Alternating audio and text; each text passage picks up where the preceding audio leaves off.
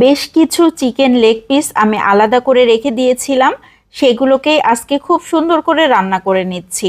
এই রান্নাটা এত বেশি মজার হয়, একবার খেলে কিন্তু বারবার খেতে ইচ্ছে করবে। এখানে আমি দেশি চিকেন নিয়েছি।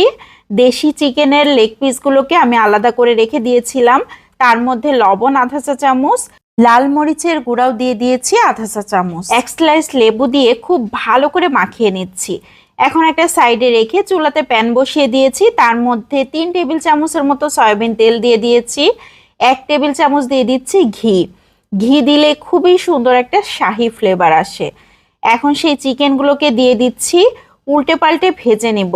তবে একদম কড়া করে ভাজবো না, কারণ এগুলো এমনিতেই দেশি মুরগি এমনি শক্ত হয়ে যায়, খুব বেশি ভাজলে কিন্তু আরো শক্ত হয়ে যাবে।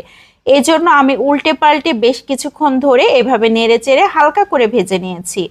এখন তেল ঝরিয়ে উঠিয়ে নিতে হবে। চিকেনগুলোকে এভাবে হালকা করে ভেজে নিলে কিন্তু শক্ত হবে না, তখন জুসি থাকবে, খেতে ভালো লাগবে।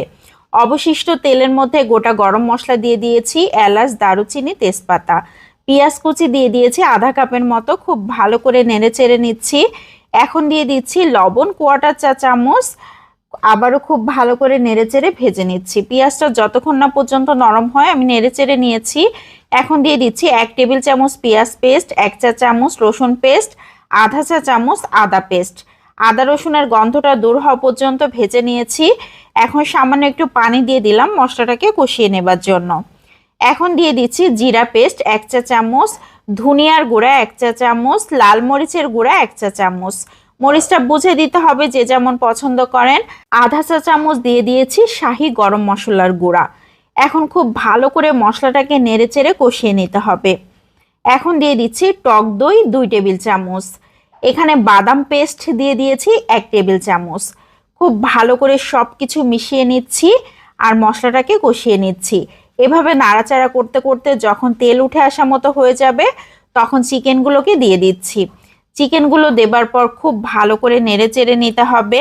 যদি ফার্মের মুরগি হয় কিংবা অন্য কোনো মুরগি হয়, সেক্ষেত্রে এ পর্যায়ে পানি লাগবে না, অনেকটাই পানি বের হবে।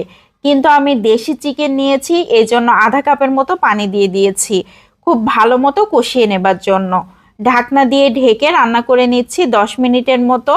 এখনো কিন্তু অনেকটাই পানি রয়েছে। এভাবে নেড়ে চেড়ে খুব ভালো করে কষিয়ে নিতে হবে। নাড়াচাড়া করতে করতে কিন্তু তেল উঠে আসা মতো হয়ে যাবে। দেখেন এ পর্যায়ে কিন্তু গ্রেভিটা একদম ঘন হয়ে গিয়েছে, তেল উঠে এসেছে। এখন দিয়ে দিচ্ছি 1 কাপের মতো লিকুইড দুধ। আমি গুঁড়ার দুধ লিকুইড করে তারপর ব্যবহার করেছি, কেউ চাইলে গরুর দুধও দিতে পারেন। খুব ভালো করে নেড়ে চেড়ে আবারও ঢাকনা দিয়ে ঢেকে রান্না করে নেব 5-6 মিনিট। এ পর্যায়ে পানি লাগবে না, খুব ভালো করে কষিয়ে নিয়েছিলাম, এজন্য আমি শুধুমাত্র দুধ ব্যবহার করেছি। আবারও খুব ভালো করে নেড়ে চেড়ে দিচ্ছি। মাঝে মাঝেই কিন্তু নেড়ে চেড়ে দিতে হবে, না হলে নিচ থেকে লেগে যেতে পারে। লবণ একটু কম হয়েছিল, এজন্য 1/4 চা চামচ লবণ দিয়ে দিলাম আর 1 চা চামচ দিয়ে দিয়েছি চিনি, টক দইয়ের সাথে সুন্দর একটা টেস্টের ব্যালেন্সের জন্য। কয়েকটা কাঁচামরিচ দিয়ে দিলাম সুন্দর একটা সেন্টের জন্য। একদম শেষের দিকে কাঁচামরিচ দিলে খুবই সুন্দর একটা সেন্ট আসে। এখন দিয়ে দিচ্ছি 2 চা চামচ ঘি। শাহি ফ্লেভারটাকে স্ট্রং করার জন্য একদম শেষের দিকে ঘি ব্যবহার করলাম। ঢাকনা দিয়ে ঢেকে 2-3 মিনিট জাল করে নিয়েছি।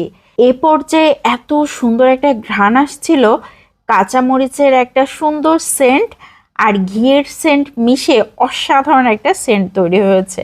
আমি একদম গায়ে মাখা হালকা একটা ঝোল রেখেছি, কেউ চাইলে ঝোলের পরিমাণটা একটু বেশি করে রাখতে পারেন। এখন সার্ভ করে নিচ্ছি। হাতের কাছে যদি পেঁয়াজ বেরেস্তা থাকে তাহলে উপর থেকে দিয়ে দিতে পারেন, তাহলে আরো সুন্দর দেখাবে। তো আজকের এই চিকেন রান্নাটা কেমন লাগলো সবাই লাইক ও কমেন্টের মাধ্যমে জানাবেন। আজকের মতো এখান থেকেই বিদায় নিচ্ছি। আসসালামু আলাইকুম।